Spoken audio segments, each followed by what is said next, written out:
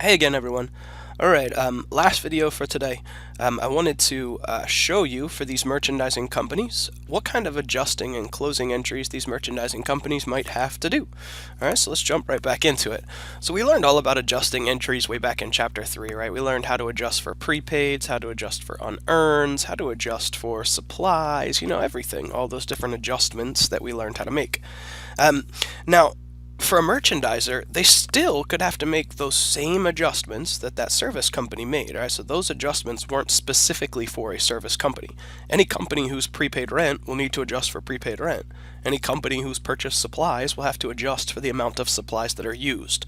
So what I'm really going to focus on here in chapter 5 is what new adjustments will these merchandisers need to make. All right, and the first new adjustment that we'll look at is the one that you see on the screen here. All right, this adjustments to inventory, and that is what happens when our inventory, our books, say we have one amount for inventory, but we go in and we do a physical count, and that physical count reveals that we actually have a different amount of inventory. All right, so here you can see this one. It says the books reflect an inventory balance of $55,000. A physical count reveals that only $52,500 worth of merchandise is in the warehouse. So as you can see from this example, if I just do some quick math there, $55,000 minus $2,500, that means that $2,500 worth of inventory is missing. There's $2,500 of inventory that's not there. All right, so I'm going to go under the assumption that that inventory was lost, stolen, whatever the case might be. All right, as long as that's a normal expected amount, which your book assumes is always true. All right, so your book assumes that anytime you're doing this adjustment, it's always for a normal expected amount. The adjusting entry is going to look like this. First, we're going to debit cost of goods sold. Hopefully it'll pop up here on the screen. Having some trouble with my PowerPoint slide here. Here we go. All right, so we're going to debit cost of goods sold for that $2,500, and then we're going to credit, as you might have figured out, we need to reduce the value of that inventory. So inventory currently sitting on our books at $55,000. So we'll credit inventory for $2,500 to bring it down to its correct balance of $52,500. So that's what that new adjusting entry is going to look like if we have to record this adjustment for inventory shrinkage. We call that inventory that when we take a physical count is lower than the inventory that we actually have on our books. All right, very good. The next adjustment that we might need to make is an adjustment for something called multiple performance obligations. All right, so multiple performance obligations happen if we make a sale, and as part of that sale, it includes a couple of different times when we're going to earn revenues. All right, so when I show you this example, I think it'll make a little better sense. All right, so here it says on August 1st, Bori sold merchandise costing $3,000 for $7,500. This sale price included a 1-year service contract related to that merchandise sold, which had a retail value of $2,400. All right, so what that means is we're really going to earn revenue at two different points. All right, number one, we're going to earn some revenue on the sale, but we haven't earned that full $7,500 yet. We won't until 1 year passes, and we don't have to worry about that $2,400 of services any longer, right? But because we've promised that we'll service whatever it is that we sold here for the next year, then that $2,400, that's not revenue yet.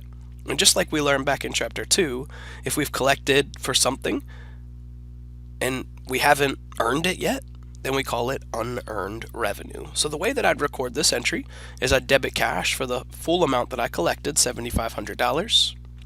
Then what I'd do is I'd credit sales revenue, or sales. Sales revenue will be recorded this time for $5,100, which is just the $7,500 minus that $2,400 retail value of that service contract. And then that $2,400, that's going to go into unearned sales revenue. So unearned sales revenue, that liability, would get credited for $2,400. All right, remember, anytime we do a sales transaction, we have that second journal entry that we have to record. So I'm also going to have to record a debit to cost of goods sold and a credit to merchandise inventory, or inventory, for $3,000. And that, again, that's going to record the cost of those goods that I sold.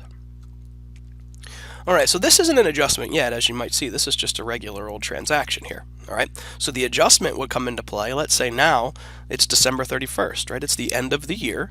So we have to record the portion of that service revenue that we recorded initially as unearned. We have to record the portion of that that has now been earned. All right, so the way that we calculate it, just like we did previously when we were doing adjustments in Chapter 3, you just count up the months that have been earned. All right, so it started on August 1st, and now it's December 31st, which means we've earned it for August, September, October, November, and December. That tells me that 5 months of revenue out of the 12 months of that service contract can now be recorded as revenue that has been earned. So 2,400 times 5 over 12 gives me a total of $1,000. All right, so to record that adjustment for that unearned sales revenue, just like we recorded an adjustment for unearned revenue before, all we have to do is debit the unearned revenue. So I'll debit unearned sales revenue for $1,000, and then I'll credit the revenue. So a credit to sales revenue for that same $1,000. And that's how you record a sale that came with multiple performance obligations. All right, very good. The last thing that we want to look at here in Chapter 5 for this video is how we prepare closing entries for a merchandising company. All right, now you can see all I did was put up the exercise 523 because closing entries, they're the same for a merchandising company as they were for a service company. All right, we still have those same 4 closing entries. Those 4 closing entries haven't changed. So just like we saw with that service company, we close revenues first, we close expenses second, we close income summary third, and we close withdrawals last. All right. The only difference for this merchandising company is we have some new accounts that we didn't have to worry about closing before. All right, so let me escape out of this and let's take a peek at exercise 5-23. All right, so I have it right over here. Sorry, let me scroll back up to the top of it. All right, and it's on page, here, the information's on page 298. It gives me the adjusted trial balance for Quality Office Systems at March 31st, 2018. So it gives me all these accounts here. And what it wants me to do, if I keep scrolling down and look at exercise 23, is it wants me to journalize the required closing entries at March 31st, 2018.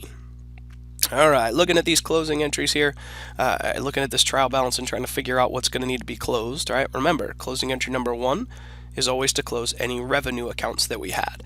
All right, now before we always close service revenue. Obviously, if we're a merchandiser that just does merchandising exclusively, then they're not going to have service revenue, but they are going to have this account right here, sales revenue, and it's going to need to be closed in the same exact fashion as service revenue was. All right, so the way that we'll close it here on March 31st is we'll debit sales revenue, and then we'll credit, just like we credited before, anytime we close a revenue account, income summary. So that closing entry would have been recorded for the total of sales revenue, which is $235,700. All right, so that's closing entry number 1. The only other account that you could see in that closing entry that's different than what we saw back in Chapter 4 is you could see that new sales discounts forfeited that we saw on the end of that last video that I recorded. Sales discounts forfeited is another new revenue account that you would have to close when you're doing these closing entries, even though it doesn't say that word revenue after it. Just a heads up.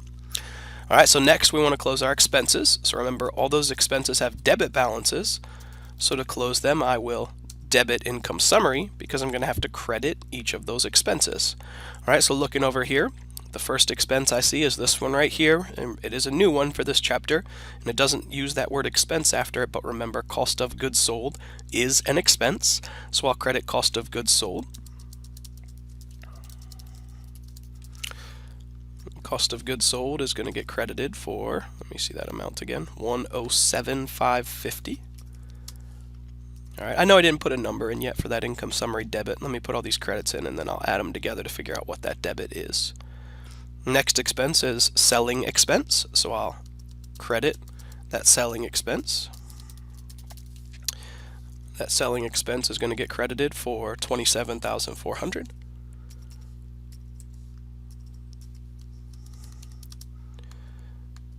Next up, I'll credit administrative expense. Administrative expense, if I look back here, is credited for $14,200. And finally, I have to credit interest expense. And interest expense is going to be credited for a total of $2,800. That means my total debit to income summary, if I add up, all of these credits to these expense accounts is $151,950. All right, so that's closing entry number 2. Remember, closing entry number 3 is then to close income summary. All right, so if you look here, income summary was credited for this amount, debited for this amount, which means right now it has a credit balance. So to close it out, I'll need to debit it.